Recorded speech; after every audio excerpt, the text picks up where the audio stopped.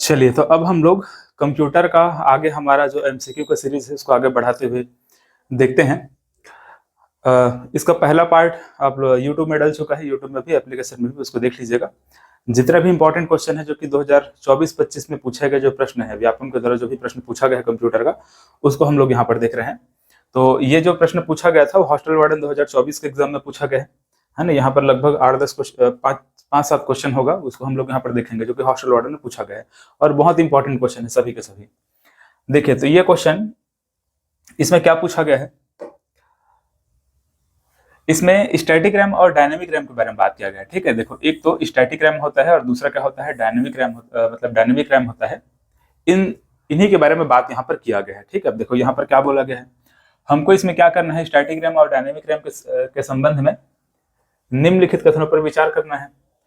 तो पहला कथन क्या बोला जा रहा है, स्टैटिक रैम डायनेमिक रैम के तुलना में धीमी होती है, ये बोला जा रहा है। ठीक है, मतलब कि जो स्टैटिक रैम होता है वो डायनेमिक रैम के तुलना में क्या है, धीमी होती है, ये बोला गया है। अभी देखेंगे। ठीक है, यहाँ पर नीचे मैं आपको समझाऊंगा कि धीमी होती है कि फास्ट होती है, क्या होती है, उसको भी मैं आपको समझाऊंगा। होता क्या है स्टैटिक रैम और डायनेमिक रैम, उसको भी आपको मैं समझाऊंगा। ठीक है, ये कंप्यूटर का क्वेश्चन है ना, आप ये नहीं सोचिएगा कि इंजीनियरिंग का क्वेश्चन उठाकर डाल दिया या फिर पता नहीं कहाँ से क्वेश्चन उठाकर डाल दिया, ऐसा नहीं। ये सभी कंप्यूटर का क्वेश्चन है, और हो सकता है कि आपने बुक में पढ़ा भी होगा, हो सकता है आपने बुक में नहीं भी पढ़ा होगा, लेकिन अगर मेरा लेक्चर आप लोग देखे होंगे, एप्लीकेशन में जो प्रॉपर जो क्लास डला हुआ है कंप्यूटर का, उसको अगर आप लोग देखे होंगे तो इसको भी मैं पढ़ाया हुआ था। एग्जाम से पहले मैं इसको पढ़ाया हुआ था।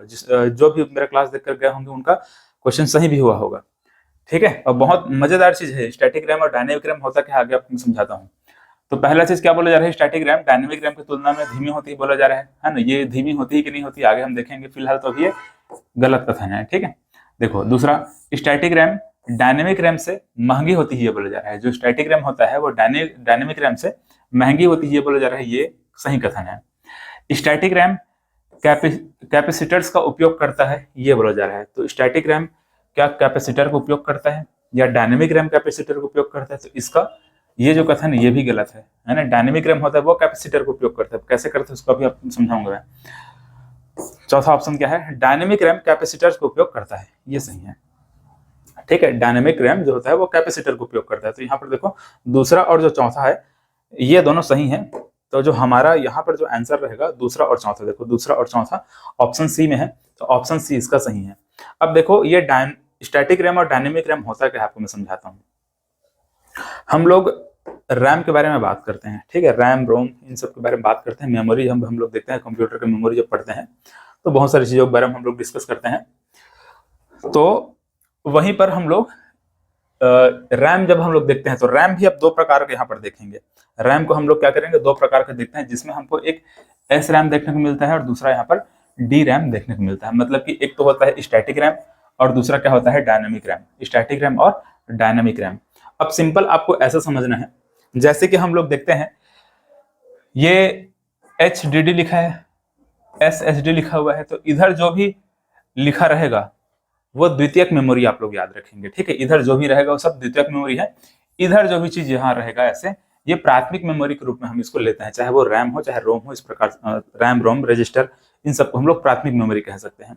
इधर जो भी चीज रहेगा, चाहे वो हार्ड डिस्क ड्राइव रहेगा या फिर आपका जो सॉलिड स्टेट ड्राइव रहेगा या फिर CD रहेगा या DVD रहेगा, जो भी रहेगा उसको हम लोग द्वितीयक मेमोरी बोलते हैं। तो एस रैम और डी रैम का जो कॉन्सेप्ट है इसको इधर लागू नहीं करना है, ठीक है, उसको अभी उसके लिए छोड़ देना है। ठीक है, वो सब में ध्यान नहीं देना है, आपको सिर्फ यही दो चीज को देखना है। अब देखो, ये जो एस रैम होता है ना, अब जैसे कि हम लोग क्या करते हैं, जब मेमोरी में आपको पढ़ाता हूं इस प्रकार से, आप बढ़ते ही इधर आप जाएंगे तो सबसे पहले हमको क्या मिलता है, रजिस्टर मिलता है। ठीक है, रजिस्टर देखने को मिलता है, इसके बाद कैश मेमोरी देखने को मिलता है, फिर रैम मिलता है, फिर रोम मिलता है ना। इस प्रकार से मैं समझाता हूं। फिर इसके बाद द्वितीयक मेमोरी, मतलब कि सेकेंडरी मेमोरी हम लोग इस प्रकार से देखते हैं। तो इसका कंपेयर, मतलब इसको एस रैम को आप कंपेयर कर सकते हैं, किसके साथ कंपेयर कर सकते हैं, इनके साथ। किनके साथ, यहाँ पर ये रजिस्टर या फिर एक कैश मेमोरी के साथ। ठीक है, रजिस्टर और कैश मेमोरी के साथ कंपेयर कर सकते हैं एस रैम को। डायनेमिक रैम को आप कह सकते हैं रैम और रोम के लिए। ठीक है, तो जो डायनेमिक रैम होता है वो जनरली देखा जाए तो ये रैम रोम इन सब में ज्यादातर यूज होता है। और अगर एस रैम की बात किया जाए तो यहाँ पर रजिस्टर कैश मेमोरी इन सब में ज्यादा यूज होता है। कुल मिलाकर अगर देखें हमको ये भी पता है कि जब रैम के बारे में बात करते हैं या फिर रजिस्टर और कैश मेमोरी के बारे में अगर हम बात करते हैं, तो इस कंडीशन में हमको ये पता है कि इधर का जो भी मेमोरी रहेगा वो क्या होता है, फास्ट होता है। इधर का जो भी मेमोरी जैसे हम इधर इधर बढ़ते जाएंगे स्लो होता जाता है, ठीक है। इसी प्रकार से अगर हम इधर का जो भी मेमोरी देखते हैं वो क्या होता है, ज्यादा महंगा होता है। इधर हम आगे बढ़ते जाएंगे वो सस्ता होता जाता है। इधर हम लोग देखते हैं तो इन सब का क्या होता है, जो स्टोरेज क्षमता होता है वो कम होता है, ठीक है। जैसे रजिस्टर की स्टोरेज क्षमता देखेंगे बहुत कम होता है, कैश मेमोरी की स्टोरेज क्षमता बहुत कम होता है। जैसे हम इधर बढ़ेंगे, हार्ड डिस्क ड्राइव में बढ़ेंगे, सॉलिड स्टेट ड्राइव में बढ़ेंगे या फिर सीडी डीवीडी में देखेंगे, तो क्या होता है, उनका जो स्टोरेज क्षमता होता है वो ज्यादा होता है। तो बहुत सारी चीजों को मैंने आपको मतलब जब मेमोरी में पढ़ाया था, कंप्यूटर की मेमोरी जब मैं समझाया था क्लास में, बहुत अच्छे से डिटेल में समझा चुका हूँ। वो क्लास आप लोग जाकर एप्लीकेशन में देखिएगा, तब और बेहतर तरीके से क्लियर हो पाएगा। तो हमको अब यहाँ पर क्या समझना है, मैं क्या बोल रहा हूँ कि जो एस रैम होता है इसको आप कंपेयर करिएगा किसके साथ, रजिस्टर या फिर कैश मेमोरी के साथ, ठीक है। एस रैम को जैसे देखो यहाँ पर यूज्ड इन कैश मेमोरी लिखा हुआ है ना।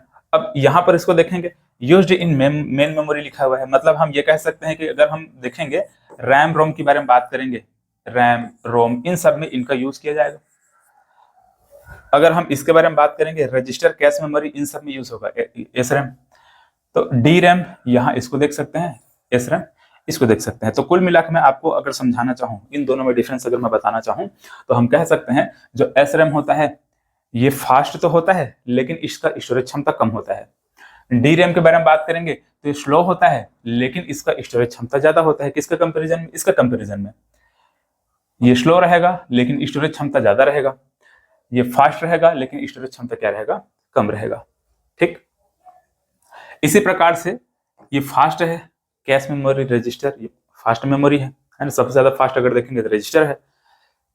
इसी वजह से क्या होता है, इसका जिसका जो प्राइस होता है वो बहुत ज्यादा होता है, एक्सपेंसिव होता है, ठीक है। तो एस रैम होता है क्या होता है, एक्सपेंसिव होता है, जबकि अगर डी रैम के बारे में बात करेंगे तो ये सस्ता होता है, ठीक है, चीपर होता है। इसी प्रकार से यहाँ पर देखो मैं आपको समझा चुका हूँ, स्टोरेज क्षमता क्या रहेगा, कम रहेगा, इसकी स्टोरेज क्षमता कम होता है, इसका स्टोरेज क्षमता क्या होता है, ज्यादा होता है। ये फास्ट होता है, कहीं पर लिखा होगा देखो ये फास्टर है, और ये स्लोअर है, ये स्लो होता है, ठीक है। इसी प्रकार से देखेंगे तो इसका साइज क्या होता है, स्मॉल होता है, इसका साइज क्या होता है, लार्ज होता है। आप देखेंगे तो जो रजिस्टर होता है वो सीपीयू के अंदर में ही लगा होता है, ठीक है। रजिस्टर क्या होता है, सीपीयू के ही अंदर में हमको देखने को मिलता है। कैश मेमोरी भी हमको एक बफर जोन की तरह देखने को मिलता है, सीपीयू और मेन मेमोरी के बीच में बफर जोन की तरह देखने को मिलता है। तो कुल मिलाकर हम देखें तो इनका जो साइज होता है, ये एस रैम का साइज होता है क्या, बहुत छोटा होता है। जबकि अगर मेन मेमोरी की बात करेंगे, मतलब डी रैम के बारे में बात करेंगे, तो उनका साइज बड़ा होता है। जैसे रैम को देख लो, रोम को देख लो, ये सब हमको स्पष्ट रूप से देखने को मिलता है। इस प्रकार से इतना बड़ा रैम होता है, इस प्रकार से रोम वहां पर मदरबोर्ड में चिपका रहता है ना। तो इनका साइज क्या होता है, बड़ा होता है। इसी प्रकार से एक और डिफरेंस अगर हम बात करें तो इनका जो बनावट होता है, ठीक है, इनका अगर बनावट के बारे में बात करेंगे तो जो एस रैम जो होता है ना, ये क्या होता है, कॉम्प्लेक्स स्ट्रक्चर इसका होता है। ये इसका बनावट क्या होता है, बहुत कॉम्प्लेक्स होता है। कॉम्प्लेक्स है इसी वजह से तो फास्ट है ना, हालांकि इसका स्टोरेज क्षमता कम है लेकिन फास्टर है। कॉम्प्लेक्स थोड़ा इसका बनावट होता है, मतलब थोड़ा सा देखा जाए तो कॉम्प्लेक्स। इसका अगर हम बात करेंगे तो सिंपल होता है, सिंपल बनावट होता है, ज्यादा इसमें कोई एकदम तामझाम नहीं रहता, सिंपल बनावट इसका रहता है, ठीक है। सिंपलर है, ये कॉम्प्लेक्स होता है। अब ये कॉम्प्लेक्स तो है लेकिन इसमें देखेंगे तो सिर्फ ट्रांजिस्टर उपयोग होता है। क्या होता है, ट्रांजिस्टर इसमें उपयोग करते हैं, 6 ट्रांजिस्टर इसमें उपयोग किया जाता है। लेकिन अगर हम इसके बारे में बात करेंगे तो इसमें एक ट्रांजिस्टर उपयोग होता है और एक कैपेसिटर उपयोग होता है, ठीक है, पर बिट में। तो इसमें ट्रांजिस्टर भी उपयोग हो रहा है, इसमें कैपेसिटर भी उपयोग हो रहा है, ध्यान रखें किसमें, डी रैम में। तो ये मेन डिफरेंस है, ध्यान रखें ना, एस रैम और डी रैम का मेन डिफरेंस है। ये एग्जाम में कई बार पूछा गया है, आपका व्यापम के कम से कम 4-5 एग्जाम में इसको पूछा ही जा चुका है। मैं पहले भी आपको जो क्लास में पढ़ाया था तो वहां पर भी इसके बारे में बहुत डिटेल में समझा चुका हूँ कि क्या होता है एस रैम, क्या होता है डी रैम, जब मेन मेमोरी के बारे में मैं आपको समझा रहा था उस समय।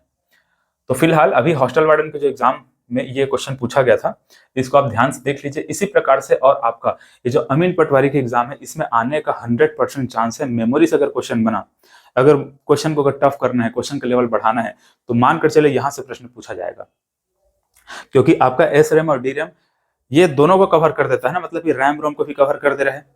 इसी प्रकार से आपका रजिस्टर कैश मेमोरी इनको भी कवर कर दे रहे हैं। तो अगर मेमोरी से अगर प्रश्न बनता है और क्वेश्चन के लेवल अगर हाई करना है तो यहाँ से प्रश्न पूछ देगा। तो देख लीजिएगा, क्योंकि पहले भी पूछा जा चुका है, तो संभावना है, पूरा का पूरा संभावना है कि यहाँ से प्रश्न पूछ दिया जाए। बाकी अगर क्वेश्चन बनता है तो बहुत ईजी होता है, ये थोड़ा सा कॉम्प्लेक्स हो जाता है, लोगों के दिमाग में नहीं घुस पाता है और लोग समझा भी नहीं पाते हैं, ठीक है, यहाँ पर सब रट्टा छाप बैठे हुए हैं, है ना, बुक उठाएं रटें, ये होता है वो होता है ऐसे टाइप का। बाकी कॉन्सेप्ट अगर देखा जाए तो कॉन्सेप्ट लोग नहीं समझा पाते, तो इसको आपको बहुत ध्यान से समझ लेना है क्या होता है कैसे होता है। ठीक है, आगे एग्जाम में ये पूछे जाने की संभावना पूरा है। तो इसको मैंने आपको क्या समझाया, एस रैम और डी रैम समझाया। तो हम लोग देख चुके हैं जो एस रैम होता है ये डी रैम की तुलना में धीमी होता है कि फास्ट होता है, फास्ट होता है। यहाँ पर धीमी दिया हुआ है तो ये कथन क्या हो जाएगा, गलत हो जाएगा, है ना। एस रैम फास्ट होता है, डी रैम क्या होता है, स्लो होता है। हालांकि डी रैम का कैपेसिटी ज्यादा होता है, एस रैम का कैपेसिटी कम होता है, मतलब स्टोरेज कैपेसिटी, मतलब क्षमता, स्टोरेज क्षमता इसका ज्यादा होता है, इसका कम होता है। एस रैम डायनेमिक रैम से महंगी होती है। देखो एस रैम क्या होता है, महंगा होता है, हाँ ठीक है, सही बात है। डी रैम से क्या होता है, महंगा होता है, पता है हमको। स्टैटिक रैम कैपेसिटर का उपयोग होता है। देखो स्टैटिक रैम में कैपेसिटर का उपयोग होता है बोला जा रहा है, नहीं, हम लोग देखे हैं जो डी रैम होता है वहां पर कैपेसिटर का उपयोग होता है। ठीक है, तो ये कथन भी गलत हो जाएगा, यहाँ पर ये सही था, ये गलत था। डायनेमिक रैम कैपेसिटर का उपयोग करता है। ठीक है, डायनेमिक रैम कैपेसिटर का उपयोग करता है, ये भी हम लोगों ने देखा है। ठीक है, तो एज इट इज जैसा मैंने पढ़ाया था वही उसी का ये मानकर चलिए कि जो जो पॉइंट वहां पर मैं लिखा हूं वही वही पॉइंट डायरेक्ट एग्जाम में पूछा गया था। ठीक है, और ऐसा नहीं है कि एग्जाम में पूछे जाने के बाद मैं पढ़ाया हूं, ऐसा नहीं है, उसको पहले ही पढ़ा चुका था, है ना, हॉस्टल वार्डन एग्जाम से पहले मैं पढ़ा चुका था। और बहुत सारे ऐसे क्वेश्चन हैं जो डायरेक्ट मेरे पढ़ाए हुए जो नोट्स हैं, पढ़ाए हुए जो भी मेरे पास वीडियो लेक्चर है, वहीं से डायरेक्ट एग्जाम में क्वेश्चन पूछा गया है। ठीक है, तो इसको ध्यान में रखिएगा ना। इसी वजह से आपको ये भी बताना चाहूंगा कि देखो, चलिए, तो फिलहाल आपको ये जो भी सब्जेक्ट हैं अमीन पटवारी के लिए, मैथ है, रीजनिंग है, कंप्यूटर है, हिंदी है, इंग्लिश है, ये सभी सब्जेक्ट आपका स्ट्रांग रहेगा, तभी आप एग्जाम निकाल पाएंगे। क्योंकि ये मानकर चलिए, जैसे कि अभी हम लोगों ने देखा कट ऑफ, अभी आप देखे होंगे आबकारी आरक्षक जो एग्जाम हुआ था उसमें 85 प्लस जो स्कोर किया वही सेफ है, वही स्टूडेंट सेफ है जो क्या है 85 प्लस के आसपास है, या एटलीस्ट कम से कम 83 84 के आसपास जिसका स्कोर आया हुआ है वही क्या है उसमें सेफ है आबकारी आरक्षक एग्जाम में। जबकि एवरेज था एग्जाम, बहुत इजी नहीं था, बहुत हाई लेवल का नहीं था, एवरेज था, उसका क्वेश्चन पेपर बहुत एवरेज था। तो अगर इतना स्कोर करने पर सिलेक्शन हो रहा है, वो भी 200 पोस्ट था, तो ये मानकर चलिए अभी जो अमीन पटवारी के एग्जाम है, इस अमीन पटवारी के एग्जाम में मिनिमम आपको 85 प्लस लेकर ही चलना पड़ेगा। अगर आप इतना स्कोर करते हैं, चाहे क्वेश्चन का लेवल जैसा भी आए, एकदम ही हार्ड कर देगा, बहुत ज्यादा लेवल कर दिया, तो थोड़ा सा वहां पर आपको दिक्कत हो सकता है। मतलब उस कंडीशन में हम ये कह सकते हैं कि लगभग 80 के आसपास अगर आपका नंबर आ रहा है तो सिलेक्शन होगा।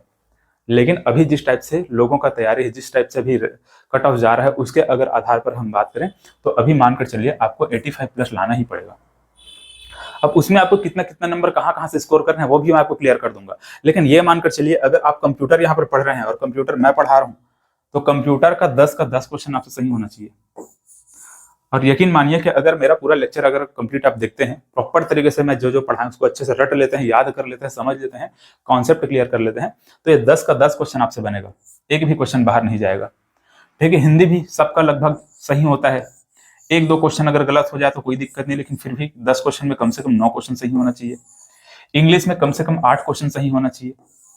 मैथ्स और रीजनिंग में कम से कम 18 क्वेश्चन सही होना चाहिए। ठीक है, मिनिमम ऐसे।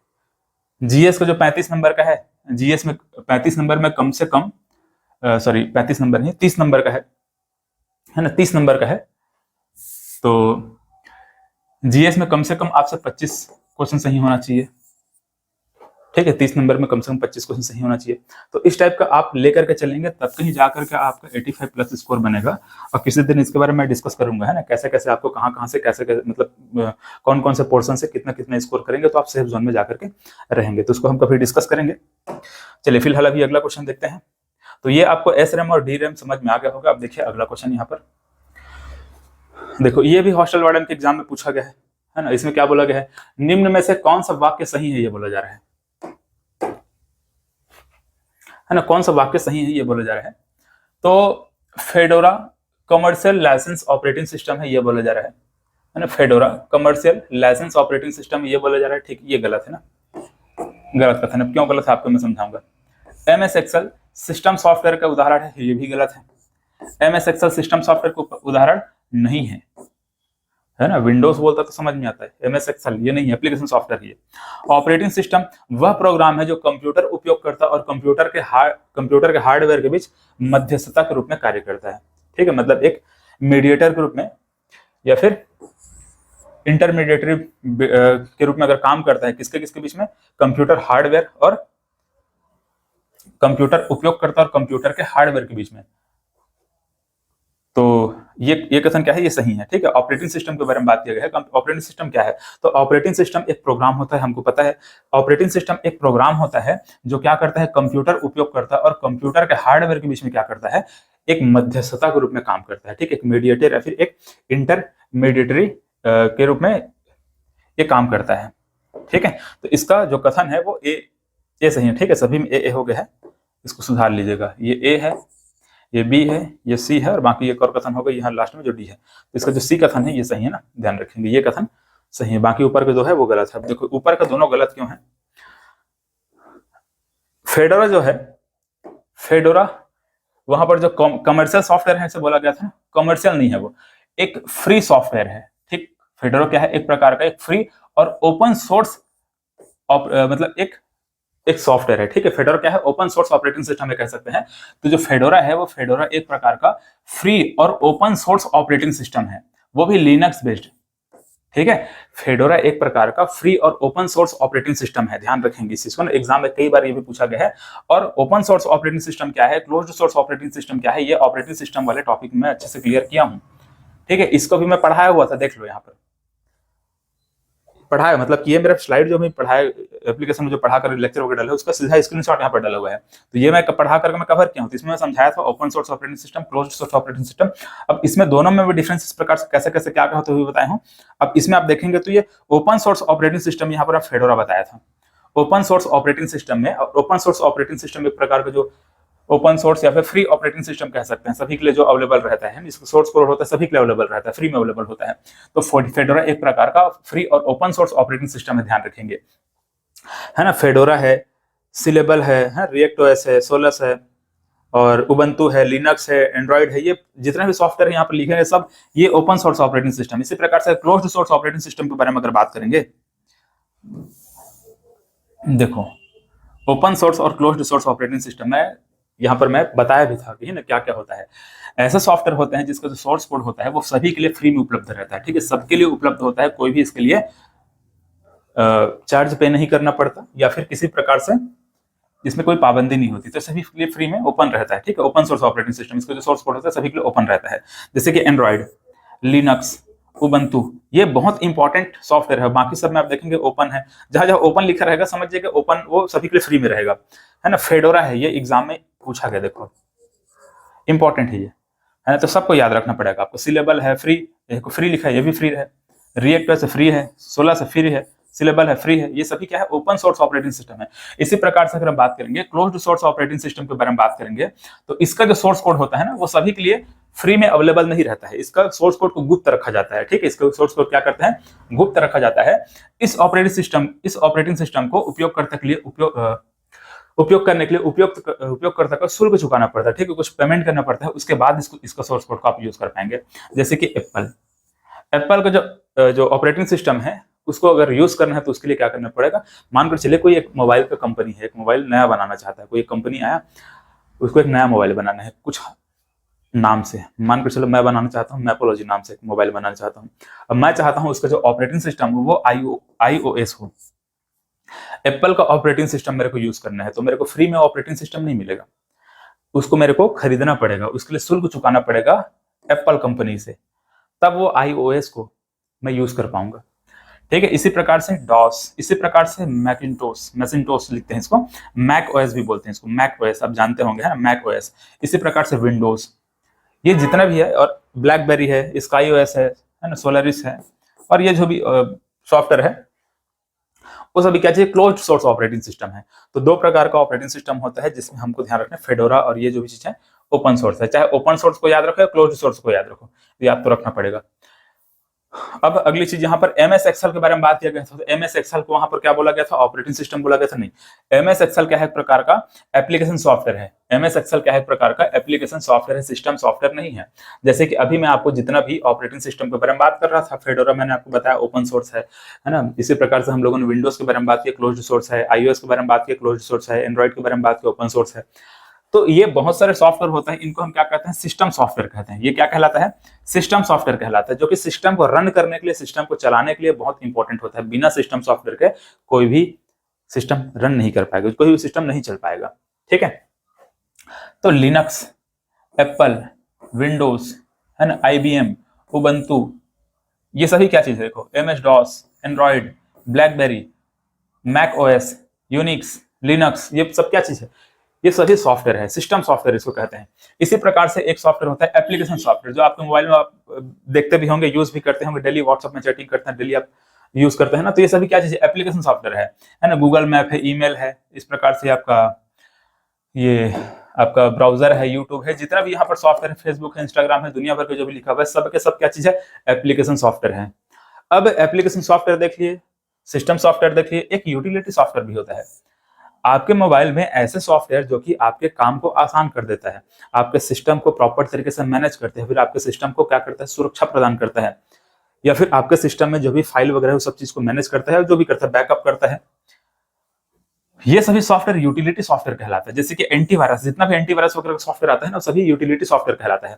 फाइल मैनेजर, जो कि आपके फाइल सिस्टम में जो भी फाइल वगैरह सबको मैनेज करने के लिए काम आता है, वीडियोस को, फोटोज को, फाइल वगैरह को, वो भी एक प्रकार की यूटिलिटी सॉफ्टवेयर है ना। विनरार, ये भी फाइल को मैनेज करने के लिए काम आता है ना। डिस्क फ्रेगमेंटेटर आता है, डिस्क क्लीनअप आता है ना, विनजिप आता है, ये सभी क्या चीज है? बैकअप जो सॉफ्टवेयर वगैरह, वो सभी क्या चीज है? यूटिलिटी सॉफ्टवेयर होता है। ठीक है, तो utility software, system software, application software, तीनों का अंतर आप लोग याद रखेंगे, एग्जाम में पूछा जाता है। सिंपल यहाँ पर पूछा गया था कि MS एक्सेल सिस्टम सॉफ्टवेयर का उदाहरण है, गलत कथन है ना। MS एक्सेल क्या चीज है? एक प्रकार का एप्लीकेशन सॉफ्टवेयर है। तो कुल मिलाकर हम देखें तो फेडोरा का कमर्शियल लाइसेंस ऑपरेटिंग सिस्टम बोला गया था, नहीं, ये एक प्रकार का free open source operating system है। MS एक्सेल क्या चीज है? एक प्रकार का एप्लीकेशन सॉफ्टवेयर है। ठीक है, ये ऑपरेटिंग सिस्टम, ठीक है, मतलब फेडोरा को हम लोगों ने क्या देखा? Open source operating system. MS Excel को हम लोगों ने क्या देखा? एप्लीकेशन सॉफ्टवेयर हम लोगों ने देखा। ये कथन, जो कथन सी था वो सही है, बाकी यहाँ पर उपयुक्त से कोई नहीं था। ठीक है, तो ऑप्शन वहां पर सी उसको सही हो जाएगा। चलो अगला क्वेश्चन यहाँ पर ध्यान से देखो, अल्टा विस्टा का उपयोग करने का मुख्य उद्देश्य क्या है? अब देखो, जैसे कि हम लोगों ने अभी क्या देखा? एप्लीकेशन सॉफ्टवेयर के बारे में मैं बात किया। एप्लीकेशन सॉफ्टवेयर आपको जितना भी मैं समझाया हूँ, दुनिया भर के एप्लीकेशन आपको सॉफ्टवेयर में समझा दिया हूँ, ये यहाँ पर ये वाला। तो इन्हीं एप्लीकेशन सॉफ्टवेयर में कुछ ब्राउजर हमको देखने को मिलता है ना, कुछ ब्राउजर हमको देखने को मिलता है, और कुछ जैसे कि वहां पर आप देखेंगे तो क्या चीज है वो, ये इसको क्या बोलते हैं, चलो जो भी, ठीक है। तो बहुत सारे ब्राउजर देखने को मिलता है। इसी प्रकार से आप देखेंगे तो सर्च इंजन भी हमको देखने को मिलता है, जैसे कि गूगल एक प्रकार का सर्च इंजन है ना। गूगल क्या चीज है? सर्च इंजन है। तो ये इसी प्रकार से यहाँ पर अल्टा विस्टा, ये भी एक प्रकार का सर्च इंजन है। तो बहुत सारे सर्च इंजन हमको देखने को मिलता है। ठीक है, सर्च इंजन का नाम अभी सडनली मेरे को याद नहीं आएगा, बहुत सारे नाम है ना, बहुत सारे सर्च इंजन को हम लोग यूज भी किए हैं। तो जो सर्च इंजन है, तो इसी प्रकार से सर्च इंजन यहाँ पर भी क्या चीज है? एक प्रकार के इंटरनेट पर खोज करने के लिए सर्चिंग इंटरनेट है। मतलब यहाँ पर अगर देखेंगे तो ये इंटरनेट पर खोज, ये लिखेंगे अल्टा विस्टा। इसका मतलब सही आंसर क्या रहेगा? ये इंटरनेट पर खोज। चलो इसको देखो, वर्ड डॉक्यूमेंट को पासवर्ड से प्रोटेक्ट करने के लिए निम्न स्टेप्स को सही व्यवस्थित करिए बोले जा रहे हैं। मतलब कि जो वर्ड डॉक्यूमेंट होता है, वर्ड डॉक्यूमेंट जो होता है, उसको हमको क्या करना है? पासवर्ड से प्रोटेक्ट करना है। तो उसको हमको सही स्टेप में हमको यहाँ पर जमाना है। ठीक है, चलिए तो हम क्या करेंगे, अब यहाँ पर जो भी दिया हुआ है ABCD ऐसे आपको अरेंज करके दिया गया, इसको हमको चुनना होगा। अब यहाँ पर ध्यान से इसको समझते जाओ। क्या करेंगे? पहले go to file and select information को क्लिक करेंगे। क्या? Open the document in Word, select encrypt with password, select protect document, type the password and confirm password. हमको ये दिया गया है सभी।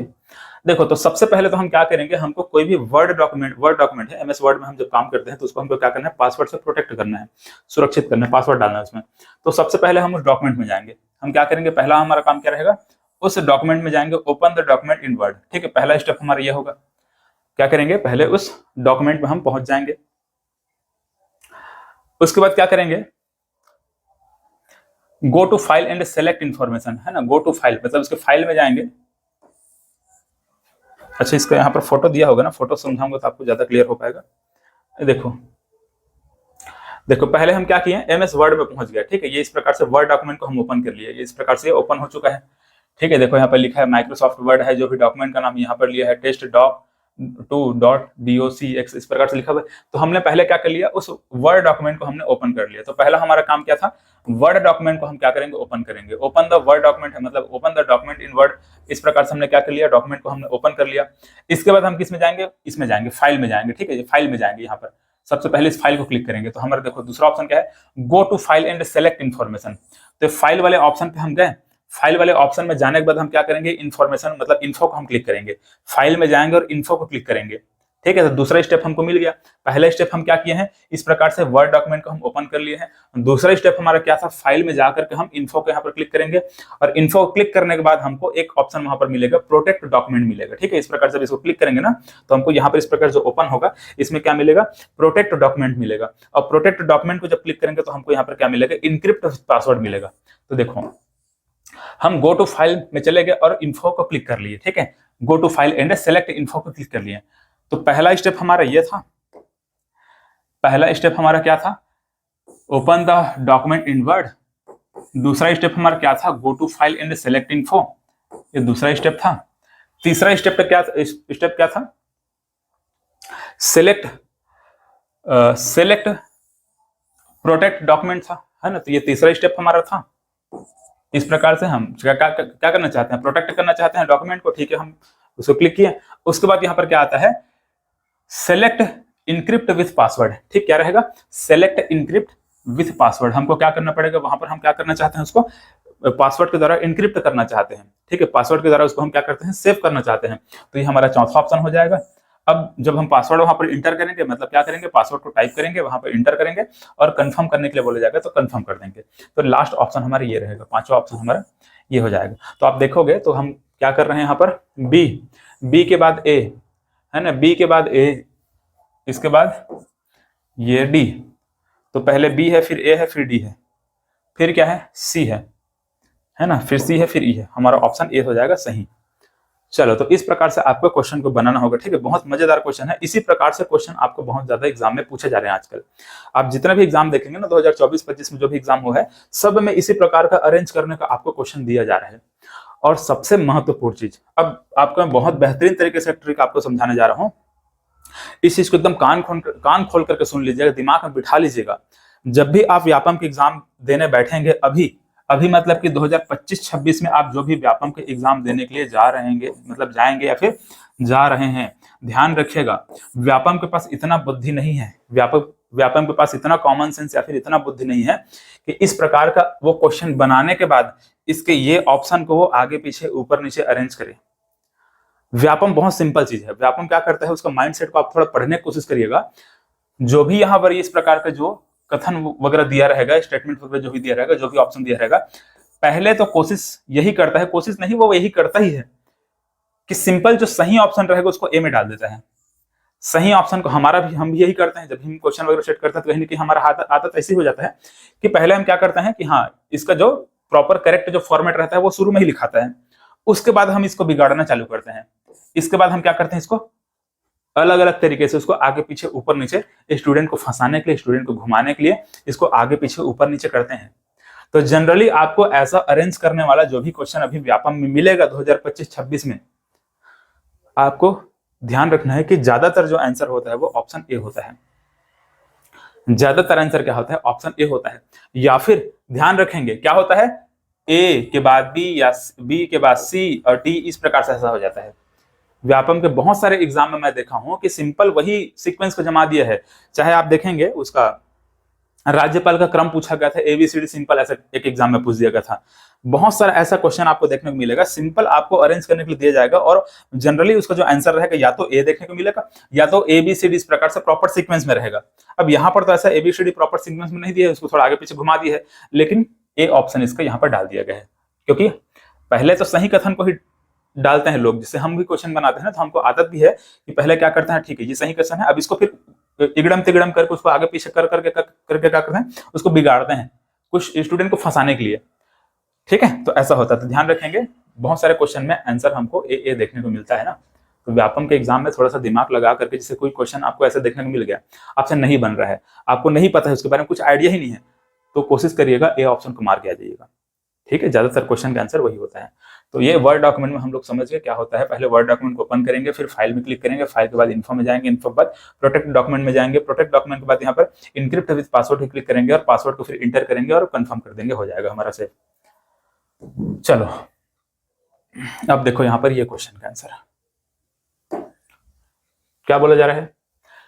वर्ड प्रोसेसर में मेल मर्ज। अब देखो मेल मर्ज से ना बहुत इंपॉर्टेंट क्वेश्चन पूछा गया है, ठीक है। एक मेल मर्ज का आपको पिछले वाले क्लास में क्वेश्चन आपको बताया था, ठीक है। मेल मर्ज में क्या करते हैं ये मैं आपको समझाया था। जैसे कि हम एक इनविटेशन कार्ड बनाए, मानकर चलो इस प्रकार से एक शादी कार्ड है या फिर एक ऐसा इनविटेशन कार्ड है, मैं एक इनविटेशन कार्ड बनाया, फिर कुछ भी मैं बनाया, एडमिट कार्ड बना दिया, मान चलो। जिसे व्यापम क्या करता है, सभी स्टूडेंट के लिए क्या करता है, एडमिट कार्ड वहां रेडी करता है। तो ऐसा तो नहीं है कि एक एक स्टूडेंट के एडमिट कार्ड में जा जाके वहां पर उसको नाम लिखेगा, वहां पर उसको रोल नंबर लिखेगा। इतने सारे स्टूडेंट, 2-3 लाख स्टूडेंट फॉर्म भर रहे हैं, 2-3 लाख स्टूडेंट एग्जाम दे रहे हैं। अब 2-3 लाख स्टूडेंट के एक एक ठो नाम को इंटर करेगा, रोल नंबर को इंटर करेगा, दुनिया भर का जो डेटा है उसको इंटर करते रहेगा व्यापम, तो कितना दिन लग जाएगा, बहुत लंबा समय लग जाएगा। सिर्फ एडमिट कार्ड जारी करने में इतना लंबा समय लग जाएगा। तो व्यापम ऐसा नहीं करता। व्यापम क्या, कोई भी ऐसा संस्था नहीं है जिसको अगर 1-2 लाख स्टूडेंट का, 1-2 लाख तो मैं बहुत कम बोल रहा हूँ, और बहुत सारे स्टूडेंट या फिर बहुत कम स्टूडेंट, 10-15 हजार स्टूडेंट भी है ना, उनका भी अगर इस प्रकार से आपको डेटा वहां पर बनाना है, उसका एडमिट कार्ड बनाना है, उनका कार्ड बनाना है, उनको इनविटेशन कार्ड भेजना है, जो भी बनाना है, आप एक एक का नाम वहां पर एंटर नहीं कर पाएंगे, ठीक है। व्यापम में जब हम लोग फॉर्म भरते हैं ना, व्यापम के साइट में जब हम लोग फॉर्म भरते हैं, तो व्यापम के पास एक एक स्टूडेंट का डेटा इस प्रकार से सेव होते जाता है। उसका नाम, उसका रोल नंबर, उसका जो भी है इस प्रकार से व्यापम के साइट में सेव हो गया। दूसरे स्टूडेंट जो भी फॉर्म भरा उसका भी इस प्रकार से सेव हो गया। तीसरा स्टूडेंट जो भी फॉर्म भरा उसका इस प्रकार से हो गया। ये सब को व्यापम एक्सेल शीट में क्या कर लेगा, एक्सपोर्ट कर लेगा। एक्सेल शीट में प्रॉपर तरीके से उस पर डेटा आ गया। 2-3 लाख जितने लोगों ने फॉर्म भरा है सबका उसका डेटा यहाँ पर व्यापम के पास आ गया। अब व्यापम को उन सब का क्या करना है, एडमिट कार्ड जारी करना है। तो व्यापम क्या करेगा, सिंपल एक एडमिट कार्ड इस प्रकार से बनाएगा, ऐसा एडमिट कार्ड वो बनाएगा, इस पे नाम रहेगा, नाम, और यहाँ पर जो भी स्टूडेंट है उसका नाम लिखाएगा। लेकिन अब यहाँ पर ये काम आएगा, मेल मर्ज कब काम हो जाएगा। मेल मर्ज यहाँ पर काम क्या करेगा, अभी मैं आपको समझाता हूँ कैसे काम करेगा। तो यहाँ पर नाम है, ये रोल नंबर है, इस प्रकार से। तो अब नाम तो ठीक है, नाम यहाँ पर जो भी नाम रहेगा स्टूडेंट का, वो यहाँ पर जो नाम है यहाँ पे आएगा ऐसे, ठीक है। ये स्टूडेंट का नाम फिर यहाँ आएगा, ये स्टूडेंट का नाम फिर यहाँ आएगा, यहाँ से। रोल नंबर, हाँ, अब रोल नंबर की जगह में, हाँ, स्टूडेंट को रोल नंबर ये है तो हाँ यहाँ पे आएगा। तो हर एक स्टूडेंट का ऑटोमेटिक यहाँ पर ये जो फाइल वो व्यापम क्रिएट किया हुआ है, ये मेल मर्ज के ही माध्यम से क्या करता है, हर एक स्टूडेंट का जो प्रोफाइल होता है प्रॉपर तरीके से वहां पर बनते जाता है, ऑटोमेटिक बनता है। एक सैंपल प्रोफाइल इस प्रकार से बनाया कि सैंपल प्रोफाइल में जहां जहां पे उसको रोल नंबर की जगह है, जहां पे नाम की जगह है, जहां पे और उसको एड्रेस की जगह है, जहां पे मोबाइल नंबर की जगह है, वहां पर एक एक स्टूडेंट का डेटा जा जाकर वहां पर स्टोर होते जाता है ना। वहां पर इस प्रकार से एक एक स्टूडेंट का प्रोफाइल ऑटोमेटिक क्रिएट होता है। एक एक चीज को मैनुअली नहीं किया जाता। अगर एक एक चीज को मैनुअली करते हैं तो बहुत ज्यादा गलती होता है। किसी का नाम गलत लिखा जाता, किसी का रोल नंबर गलत लिखा गया, किसी का एड्रेस गलत लिखा गया, लेकिन हर चीज वहां पर ऑटोमेटिक कंप्यूटर के थ्रू होता है। और वहां पर सबसे ज्यादा इंपॉर्टेंट होता है मेल मर्ज, ठीक है। तो कोई भी फाइल को, कोई भी इनविटेशन कार्ड को, किसी भी चीज का एडमिट कार्ड हो गया या फिर और भी कोई कार्ड अगर रेडी करना है, और हर एक स्टूडेंट के पास, हर एक व्यक्ति के पास, हर एक क्लाइंट के पास उसको पर्सनली उनके नाम से, उनके एड्रेस पर, उनके रोल नंबर के साथ, उनके डेटा के साथ हमको भेजना है, तो वहां पर हम ऑटोमेटिक मेल मर्ज के माध्यम से ये काम को बहुत आसानी से कर सकते हैं। एक सिंगल क्लिक में होता है। प्रॉपर एक आप क्या करेंगे, इनविटेशन कार्ड बनाएंगे, एडमिट कार्ड बनाएंगे, और जैसे ही वो एक्सेल शीट जो आपके पास रहेगा जिसमें सभी का डेटा रहेगा, जितना भी क्लाइंट है, जितने भी स्टूडेंट, सबका डेटा वहां पर प्रॉपर 2-3 लाख का डेटा रहेगा, सबके पास एक सिंगल क्लिक में आप क्या कर सकते हैं, उनके नाम, उनके पते पर उसको आसानी से भेज सकते हैं। तो ये मेल मर्ज का काम होता है। तो जो मेल मर्ज होता है ना, इसमें हमको क्या करना है, परफॉर्म करना है। क्या करना है, जो भी टास्क हमको दिया जाएगा, जो भी हमको कार्ड बनाना है, जो भी इन्विटेशन कार्ड बनाना है, जो भी डॉक्यूमेंट हमको बनाना है, उसको हमको क्या करना है, जितने भी व्यक्ति हैं उनके पास क्या करना है, भेजना है। तो देखो अब इसमें क्या क्या हमारे स्टेप होना चाहिए उसको ध्यान रखेंगे, ठीक है। इसमें भी कुछ ना कुछ यहाँ पर मैं इमेज वगैरह डाला हूँ, ठीक है, ये है डाला हुआ, इसमें आपको समझाता हूँ, है ना। यहाँ पर कैसे कैसे इसको करेंगे उसको मैं आपको समझाऊंगा। देखो तो क्या बोला जा रहा है, सेलेक्ट एंड एडिटिंग रेसिपिएंट्स दिया हुआ है, ठीक है, पहला ये दिया हुआ है। दूसरे में क्या है, इंसर्ट मर्ज फील्ड दिया हुआ है, सिलेक्ट स्टार्ट मेल मर्ज दिया हुआ है, प्रीव्यू रिजल्ट दिया हुआ है, और फिनिश एंड मर्ज दिया गया। कुल मिलाकर हमको यहाँ पर ध्यान से जब देखेंगे इसको तो आपको ये तो क्लियर हो चुका होगा कि फिनिश एंड मर्ज लास्ट में दिया हुआ है, और वाकई में लास्ट में यही आएगा। लास्ट में हम फिनिश ही करते हैं, इस प्रकार जो भी काम होता है लास्ट में फिनिश।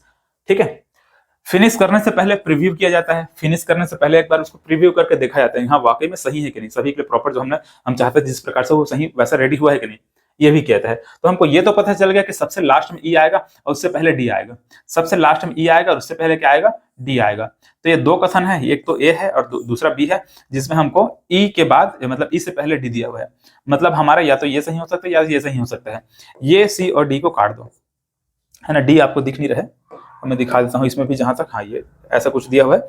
मतलब कुल मिला के हमारे पास जो दो ऑप्शन है, मतलब ए और बी, यही दो सही हो सकता है ना। इसका क्रम मैं आपको बताऊंगा, लेकिन एग्जाम में क्वेश्चन सॉल्व करने का तरीका आपको मैं समझा रहा हूँ ना। एग्जाम में कैसे आपको, अगर वो आप नहीं भी पढ़े हैं फिर भी क्वेश्चन को कैसे सॉल्व करना है, कैसे उसको बनाना है, कैसे उसका आंसर निकालना है, कैसे एलिमिनेट करना है, उसका मैं ट्रिक आपको समझा रहा हूँ। तो ये दो कथन हो सकते हैं सही होगा, ठीक है। लास्ट में ये आएगा, सेकंड लास्ट में ये आएगा, लास्ट से पहले ये आएगा। प्रीव्यू हम करेंगे, उसके बाद क्या करेंगे, फिनिश कर देंगे। अब देखो हमको मेल मर्ज करना है, ठीक है, मेल मर्ज करना है। तो हम क्या करेंगे, कहीं ना कहीं से शुरुआत करेंगे, स्टार्ट करेंगे। स्टार्ट करने के लिए कुछ क्या होगा, start mail merge, select start mail merge. मतलब हम स्टार्ट कहां से करेंगे, यहां से करेंगे। मतलब हमारे शुरू में क्या हो सकता है, सी होना चाहिए शुरुआत में, मतलब कि सबसे स्टार्टिंग में देखेंगे तो सी होना चाहिए, है सी। आंसर निकल गया, ऑप्शन ए इसका सही मिला हमको। तो देखो हमको नहीं भी पता क्या होता है मेल मर्ज, कैसे काम करता है, हम नहीं काम किए हैं, उसके बाद भी हमको आंसर मिल गया। हमको पता है, हम स्टार्ट करते हैं, स्टार्ट मेल मर्ज शुरू करेंगे।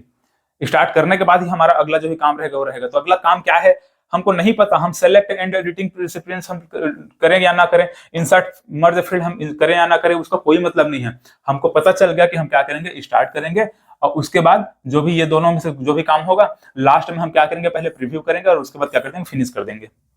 यही होगा, हमारा आंसर तो निकल गया है। अब देख लो इसमें होता क्या है। देखो मेल मर्ज आपको मैं समझा चुका हूं, जैसे कि ये हमने एक डॉक्यूमेंट रेडी किया है, इस प्रकार से हम क्या क्या किए हैं, एक ये क्या है पता नहीं जो भी चीज का है ना, एक ऐसा रेडी किया गया है, एक ऐसा डॉक्यूमेंट रेडी किया गया है, उसको भेजना है। बहुत सारे क्लाइंट है, मानकर चलो 10-15 हजार लोग उनके पास भेजना है, उनके नाम पे, उनके पते पे, उनका प्रॉपर उनका सब चीज लिखा होना चाहिए वहां पर, है ना। ऐसे जैसे यहाँ पर देखोगे तो यहाँ पर एड्रेस लिखा है, फिर नाम वाम लिखा है, जो भी चीज है इस प्रकार से, जैसे कि नाम लिखा हुआ है, तो ऐसे सबके कार्ड में लिखा होना चाहिए, सबका जो इन्विटेशन कार्ड है उसमें लिखा होना चाहिए। तो अब ये मेल मर्ज में देखो आप ध्यान से, है ना, जब एमएस वर्ड आप यूज करोगे ना तो वहां पे ये चीज देखने को मिलता है। अब होता क्या है, कैसे काम करते हुए आपको समझा चुका हूं। मेल मर्ज को जब यूज करना होता है तो हम यहाँ पर मेलिंग के ऑप्शन पर पहले क्लिक करेंगे, है ना, मेलिंग के ऑप्शन पे क्लिक करेंगे। और जब इस मेलिंग के ऑप्शन पे जब हम क्लिक करेंगे ना तो ये सब चीज हमको देखने को मिल जाएगा। इस प्रकार से हमको ये जो भी दुनिया भर का यहाँ पर लिखा हुआ है ये सब चीज आपको वहां पर देखने को मिलेगा। ठीक है, देख लो क्या चीज है, स्टार्ट मेल मर्ज लिखा हुआ है, सेलेक्ट रेसिपिएंट्स लिखा हुआ है, एडिट रेसिपिएंट लिस्ट लिखा हुआ है, हाईलाइट लिखा हुआ है, हाईलाइट मेल मर्ज लिखा हुआ है, एड्रेस बुक लिखा है, ग्रीटिंग लिखा है, इंसर्ट मेल मर्ज, ऐसे इस प्रकार से लिखा है। ठीक है, यहाँ पर प्रीव्यू है, फिर यहाँ पर क्या है, फाइंड रेसिपिएंट्स है और चेक फॉर एरर है, फिर फिनिश एंड मर्ज है। आपको मैं बता दूं, कोई भी चीज आप देखेंगे तो हम लेफ्ट से ही चालू करते हैं और धीरे धीरे हम राइट की ओर बढ़ते हैं, ऐसा होता है। इसमें भी कहीं ना कहीं वही चीज है। आप देखेंगे तो यहाँ पर स्टार्ट मेल मर्ज, पहला यही स्टेप था हमारा, पहला क्या था, वही स्टेप हम यूज किए थे। दूसरे में सेलेक्ट रेसिपिएंट्स, जितना भी जो कैंडिडेट हैं, जितना भी वहां पर जो स्टूडेंट है, फिर जितना भी जो लोग हैं, व्यक्ति हैं, उनको सेलेक्ट करना है, मतलब किसके किसके पास हमको भेजना है। दूसरा काम हमारा ये रहेगा, दूसरा काम क्या रहेगा, ये रहेगा। मतलब हम क्या किए, पहले स्टार्ट मेल मर्ज, हम स्टार्ट मेल मर्ज कर दिए, हमारे जो भी डॉक्यूमेंट हम रेडी कर लिए। इस प्रकार से हमने क्या किया, स्टार्ट मेल मर्ज हम क्लिक किया, उसके बाद हमने जो भी हमारा डॉक्यूमेंट है वो इस प्रकार से हमारे पास रेडी है, जो भी लेटर है, जो भी इनविटेशन कार्ड है, हमने रेडी किया। अब हमको क्या करना है, हमको सिलेक्ट करना है, उन व्यक्तियों को सिलेक्ट करना है या फिर उनको सिलेक्ट करना है, जो स्टूडेंट है या फिर जो भी क्लाइंट है उनको सिलेक्ट करना है। तो हमको क्या, सिलेक्ट रेसिपिएंट लिखा हुआ है, इसको क्लिक करेंगे, दूसरा हमारा ये हो जाएगा। एडिट रेसिपिएंट लिस्ट लिखा है, हम क्या कर सकते हैं, एडिट कर सकते हैं, मतलब उसमें अगर कुछ लोगों को और ऐड करना है हम ऐड कर सकते हैं, कुछ लोगों को वहां से हटाना है हम हटा सकते हैं। तीसरा हमारा ये स्टेप हो जाएगा, है ना। इसके बाद आप देखेंगे तो यहाँ पर कुछ हाईलाइट वगैरह रहेगा, फिर जो भी चीज और रहेगा, है ना। इंसर्ट मर्ज फील्ड लिखा हुआ है, तो ये सब हम यूज कर सकते हैं। और अगर इन सबको हम यूज नहीं करें तो हम क्या करेंगे, प्रीव्यू तो करेंगे ही, प्रीव्यू करेंगे, एक बार देखेंगे लास्ट में, है ना, कैसा हमारा जो मेल मर्ज हम किए हैं वो कैसे कैसे लोगों के पास पहुंच रहे हैं, मतलब किस प्रकार से वो फाइल है वो रेडी हुआ है और किस प्रकार से उनके पास जब पहुंचेगा तो दिखेगा, है ना, ऐसा हमने तैयार किया है। तो उसके पास जब किसी भी व्यक्ति के पास पहुंचेगा तो वो कैसा दिखाई देगा, क्या उनका नाम सही में उसमें वहां पे दिखाई दे रहा है कि नहीं दिखाई दे रहा है, उनका जो एड्रेस है वो प्रॉपर वहां पर शो हो रहा है कि नहीं हो रहा है।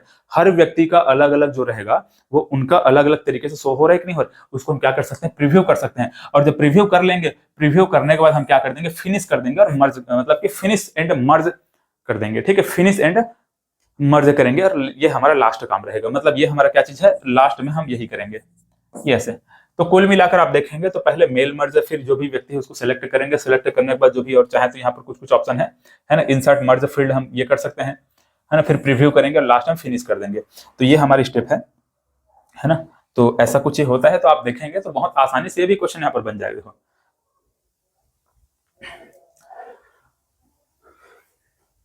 ठीक है, अब आप जहां पर ध्यान से देखो, अब इसके थ्रू मैं आपको ये बताना चाह, मतलब दिखाता हूं कि कैसे ये यहां पर किया गया है।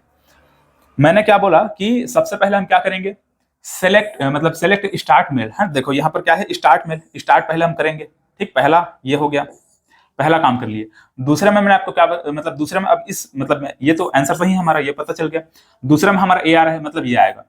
तो सेलेक्ट एंड एडिटिंग रेसिपिएंट, मतलब कि देखो यहाँ पर सेलेक्ट जो भी कैंडिडेट रहेगा, जो भी रेसिपिएंट है उसको हम क्या करेंगे, सेलेक्ट करेंगे। तो देखो दूसरा नंबर यही है ना। और एडिट भी कर सकते हैं, उसको एडिट कर सकते हैं, कुछ लोगों का नाम हटा सकते हैं, कुछ लोगों का नाम और जोड़ सकते हैं। तो सेलेक्ट और एडिट, देखो पहले सेलेक्ट है फिर एडिट है, तो ये हमारा हो चुका है, मतलब ये आ गया। इसके बाद आप देखोगे तो यहाँ पर क्या है, इंसर्ट मर्ज फील्ड लिखा हुआ है। तो इंसर्ट मर्ज फील्ड यहाँ पर है, देखो इंसर्ट मर्ज फील्ड है ना, इंसर्ट मर्ज फील्ड। तो ये हम, मतलब ये बी रहेगा, मतलब कि सी फिर ए फिर बी, ठीक है, सी फिर ए फिर बी। इसके बाद क्या, डी और ई। तो प्रीव्यू करेंगे, यहाँ पर देखो प्रीव्यू करेंगे और लास्ट में क्या कर देंगे, फिनिश मर्ज कर देंगे। तो एमएस वर्ड में एक एक सेक्शन को आपको ध्यान देना पड़ेगा ना, एक एक सेक्शन को आप कोशिश करिए कि ओपन कर लीजिए। फिर मैं क्लास जब लेता हूँ तो वहां पर मैं इसको समझा देता हूँ कैसे कैसे इन एक एक सेक्शन जो दिया हुआ है इसको हमको क्लिक करना है और इसमें जो भी चीज है उसको ध्यान से देखना है।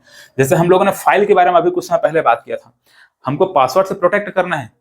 पासवर्ड से प्रोटेक्ट करना है किसी भी एमएस वर्ड को, किसी भी फाइल को, किसी भी डॉक्यूमेंट को, तो हमको क्या करना पड़ेगा, यहां जाना पड़ेगा, फिर वहां पर इन्फो पे क्लिक करना पड़ेगा, फिर पासवर्ड प्रोटेक्ट करना पड़ेगा। ये मैं आपको समझा दूं। ये वाले सेक्शन से क्वेश्चन पूछ दिया गया हॉस्टल वार्डन में, ये वाले सेक्शन से क्वेश्चन पूछ दिया गया हॉस्टल वार्डन में।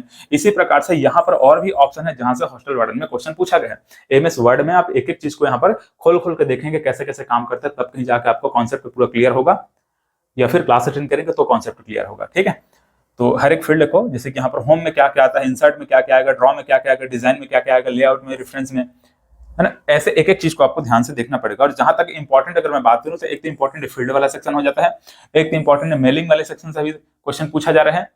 और अगर देखेंगे इंसर्ट वाले क्वेश्चन से प्रश्न पूछ दिया जाता है, होम वाले क्वेश्चन से भी कभी कभार प्रश्न पूछ दिया जाता है। तो यहाँ जहां से बहुत ज्यादा क्वेश्चन बनते हैं ना, ध्यान रखेंगे इन सब चीजों को।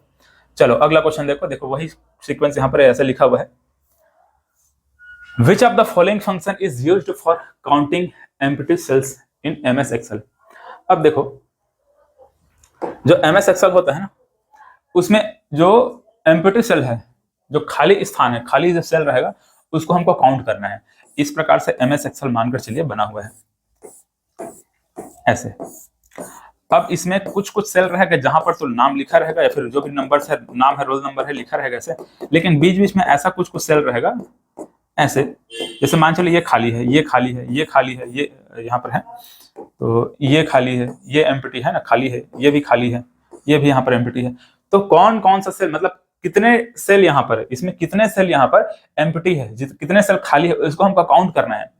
अब बहुत सारे 1000, 2000, 20000, 25000 ऐसे सेल हैं, वहां पर तो हम एक एक का नाम, एक एक खाली सेल को तो काउंट नहीं करते रहेंगे, 1 2 3 4 करके काउंट तो नहीं करेंगे, हमको डायरेक्ट काउंट करना है। हमको सीधा देखना है, एक सिंगल क्लिक पर हम देखना चाहते हैं कि इस कॉलम से लेकर के इस रो तक का जितने भी सेल यहाँ पर हैं, इस सेल में जितने भी जो सेल है, मतलब जितना भी जो सेल है उसमें कौन कौन खाली है, कौन कौन एम्प्टी है, हमको ये चेक करना है, कौन कौन भरा हुआ है, कौन कौन एम्प्टी है, उसको नंबर हमको काउंट करना है। एक सिंगल क्लिक में होना चाहिए। तो इसका जो सही आंसर है वो क्या चीज है, काउंट ब्लैंक है। देखो ऑप्शन जो दिया हुआ है ना, काउंट ब्लैंक दिया हुआ है, काउंट क्या दिया है, एम्प्टी दिया हुआ है, काउंट दिया हुआ है, और काउंट ए दिया है, काउंट दिया हुआ है। इसका सही आंसर क्या चीज है, काउंट ब्लैंक है ना, काउंट ब्लैंक। अब बहुत लोग इसको मार के आ गए, काउंट एम्प्टी, काउंट एम्प्टी मार के आ, क्योंकि यहाँ पर बोला भी गया है है ना, काउंटिंग एम्प्टी सेल दिया हुआ था, इस वजह से लोग किसको मार के आ गए, इसको मार के आ गए। अब ये बहुत सारे हमको इस प्रकार के फंक्शन देखने को मिलता है, इस प्रकार के बहुत सारे फंक्शन देखने को मिलता है जो कि एमएस एक्सेल में उपयोग करते हैं। एमएस एक्सेल का बहुत सारे ऐसे फंक्शन होते हैं जिसके जितने भी जो कॉलम में जितने भी जो क्या है एंटिटी है उसको हमको काउंट मतलब ऐड करना है, घटाना है, गुणा करना है, भाग करना, बहुत सारे ऐसे फंक्शन होता है जिसको हमको क्या करना होता है, याद करना होता है। इसी प्रकार से अगर इस सेल में मतलब इसी प्रकार से अगर इस एमएस एक्सेल में अगर हमको क्या करना है, ब्लैंक या फिर एम्प्टी सेल को काउंट करना है तो उसके लिए हम इस फंक्शन का उपयोग करेंगे, काउंट ब्लैंक का उपयोग करेंगे, ध्यान रखेंगे। अब कैसे उपयोग करते हैं उसको भी देख लीजिए। जैसे कि यहां पर दिया हुआ है, जैसे कि हमको यहां पर इसमें ठीक किसमें, इसमें मतलब कि यहां पर देखा जाए तो सी तक हम इस प्रकार से लिया गया है इसको, है ना, ए बी सी, तो हमको सी तक के इस प्रकार से ये कॉलम को ध्यान देना, ठीक है, सी तक के कॉलम। और दूसरा चीज यहां पर हमको 16 तक का जो रो है इस प्रकार से इसको ध्यान देना है। चलो, तो यहां से लेकर यहां तक मतलब कि हम कुल मिलाकर ध्यान से देखें तो ये 5 से लेकर के 16वें नंबर तक ये जितने भी हमको चीजें यहां पर लिखी हुई है इस प्रकार से, और इसी प्रकार से ए से लेकर के वहां पर सी तक, या फिर हम कह सकते हैं बी से लेकर के सी तक के ये जो कॉलम है, ये सब में जितने भी जो भी चीज लिखा हुआ है इसमें कौन कौन सा ऐसा सेल है जो कि क्या है, एम्प्टी है, जो खाली है, उसको हमको काउंट करना है। तो हम चाहें तो अभी कम है, 2-4 सेल हमको दिखाई दे रहा है तो हम काउंट कर सकते हैं, जैसे कि एक तो यहाँ पर है, दूसरा खाली यहाँ पर है, तीसरा ये है, और कुछ दिख रहा है खाली, यहाँ एम्प्टी सेल नहीं है। तो सिंपल ये तो हमको पता चल गया 3 है। लेकिन अगर हमको इसको इस फॉर्मूले के माध्यम से क्या करना है, काउंट करना है, हमको पता लगाना है, तो हम क्या करेंगे, यहाँ पर पहले शुरुआत में तो बराबर के चिन्ह लगाते हैं, इज इक्वल टू का साइन पहले लगाते हैं, ठीक, इक्वल टू का साइन पहले लगाएंगे, वही फॉर्मूला यूज करेंगे। तो अब दूसरा यहाँ पर काउंट, इस प्रकार से काउंट ब्लैंक, ऐसे काउंट ब्लैंक ये लिखाएगा, और ऐसे इसमें कौन सा सेल है, कौन सा रो है, उसको वहां पर लिखना पड़ेगा। तो C5 से C16, C5 आपको जो दिया हुआ है, देखो ये C5 यहां पर है, ये ऐसे, और ये C16 तक का ऐसे। तो यहां से लेकर के यहां तक कितने जो क्या है रो है, कितने एम्प्टी है, मतलब कितने एम्प्टी सेल है, उसको हमको काउंट करना था। तो ये हम लोगों ने इस प्रकार से वहां पर फॉर्मूला लगाया और हमको पता चल जाएगा। ब्लैंक कितने हैं, 3 यहाँ पर बता दिया गया है ना, 3 तो यहाँ पर ब्लैंक है, दिखा दिया गया, देखो 1 2 3 ब्लैंक है। तो ऐसा फॉर्मूला यूज होता है, और बहुत सारे फॉर्मूला है एमएस एक्सेल का, है ना, वो बाकी अपन क्लास में उसको डिस्कस करते हैं, कौन कौन सा फॉर्मूला में कैसे कैसे क्या क्या कैलकुलेट किया जाता है, ठीक है। फॉर्मूला के बारे में क्लास में बात करेंगे। फिर देखो अगला क्वेश्चन यहाँ पर समझते हैं। अच्छा, फिलहाल तो क्वेश्चन हमारे ये यहाँ पे कंप्लीट हो गया। अब देखो छोटा सा और आपके लिए इन्फॉर्मेशन है, एप्लीकेशन में जब चेक करेंगे ना, या फिर आप सीजी मैपोलॉजी लिख करके इस प्रकार से गूगल में जब चेक करते हैं, इस प्रकार से जी मैपोलॉजी जब लिखेंगे तो आपको हमारा जो वेबसाइट है वो देखने को मिलेगा, ऐसा ये वेबसाइट, या फिर एप्लीकेशन वहां पर जो शो हो रहा था वो एप्लीकेशन को गूगल प्ले स्टोर से इंस्टॉल करेंगे तो वहां पर देखने को मिलेगा। अब यहाँ पर जब जाएंगे तो आपको कंप्यूटर का जो कोर्स है वो देखने को मिलेगा, है ना, ऐसे यहाँ पर कहीं पर आपको कंप्यूटर का कोर्स देखने को मिलेगा। चलिए, तो उसको आप लोग चेक करिएगा एप्लीकेशन में। अच्छा, ये देखो कंप्यूटर का कोर्स है, ये कंप्यूटर का कोर्स। अब ये कंप्यूटर के कोर्स में आप देखेंगे तो ये कंटेंट वाला सेक्शन है ना, ये कंटेंट वाला सेक्शन, कंटेंट वाले सेक्शन में आप देखेंगे तो ये फाइल लिखा हुआ है, फाइल जितना भी पीडीएफ फाइल है वो अपलोड किया गया है। ये वीडियो लेक्चर है ना, लगभग 30-35 लेक्चर यहाँ पर डला हुआ है, और इस 30-35 लेक्चर में हर एक चीज को कवर किया गया है ना। अभी जैसे कि अब जितना भी लेक्चर और मैं रिकॉर्ड करते जा रहा हूँ वो यहाँ पर धीरे धीरे करके नीचे में और डलते जा रहे हैं, सब पीडीएफ भी डलते जा रहे हैं और लेक्चर भी डलते जा रहे हैं। एमएस वर्ड जो मैं यहाँ पर पढ़ाया हूँ, बहुत सारी चीज यहाँ पर कवर हो चुका है। अभी आज हम लोग देखें उसमें हम लोग रैम वगैरह के बारे में बात कर रहे थे, वो सब रैम इसमें है ना, मतलब मेमोरी कार्ड मेमोरी में कवर कर दिया गया था। ये सॉफ्टवेयर है, सॉफ्टवेयर से भी बहुत सारे क्वेश्चन देखे हैं। ये देखो रैम रजिस्टर है ना, कैश मेमोरी, इन सब में मैं चीजों को कवर किया हूँ। तो यही से प्रश्न बन रहा है, तो ध्यान रखिएगा। अगर और बेहतर तैयारी करना है तो एप्लीकेशन में जाकर हमारा क्लास परचेस करके वहां पर आपको पढ़ना होगा, तो कहीं जाकर के बहुत अच्छे तरीके से आप जो भी एग्जाम है उसको क्वालिफाई करेंगे, ठीक है। चलिए, वीडियो को डिस्क्रिप्शन में चेक करेंगे तो लिंक मिलेगा, वहां से आप लोग ज्वाइन कर सकते हैं। मिलते हैं अगले क्लास में, धन्यवाद।